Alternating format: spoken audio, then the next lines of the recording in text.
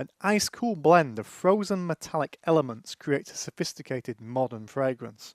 The sparkling top note is a citrus accord of grapefruit, Italian lemon, and green mandarin in combination with fresh cassis and earthy green stems.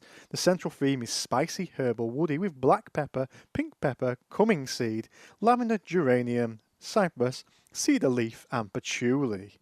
This is supported by a base of amber, musk, and moss. Well, that's the blurb from Next. Frankly, load of bollocks. It tells you all the notes there, but does it in a really verbose, pretentious manner, but that you can expect from any company that makes fragrances. They will always involve a little bit of hyperbole in with the words that don't really say anything, it's just describing the notes of the fragrance. So, what is there to tell you about Signature Tonic from the cheap UK fashion house Next? Now, if you're not aware of Next, Next is Britain's biggest clothing retailer, but it's very mass market.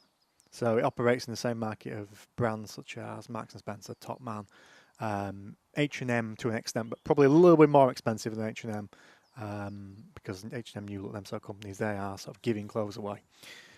So mainly it's a clothing brand, and they have stores in every town, city, and alleyway, seemingly, in England.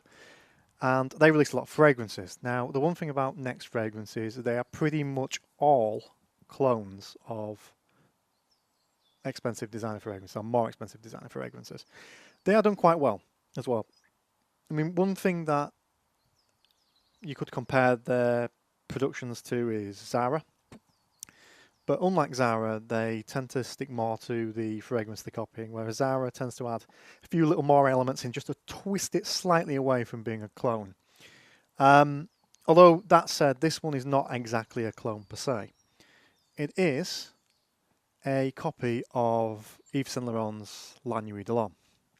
Now, if you've been watching YouTube reviewers doing fragrances for a number of years now, you'll know what Nuit de L'homme is because it's probably one of the most hyped fragrances of the last decade, and it has been out around a decade. But certainly in the last few years, there's been a lot of hype about how good it smells, certainly from a well-known reviewer. Now, like I say, this is a copy of that, although it's not exactly the same. To me, it does have a slightly fresher element. But certainly it's an evening fragrance, it's certainly a cuddle fragrance, a date night fragrance, as you'll guess by the base of it being amber, musk and moss, but it also has black pepper and that sort of spicy element that you expect with La Nuit de l'Homme. In terms of longevity, actually pretty damn good, surprisingly. This fragrance costs nothing. 100 mils of this is only £16. You can get 50 mils of this, I think, for about a tenner. So they're virtually giving it away.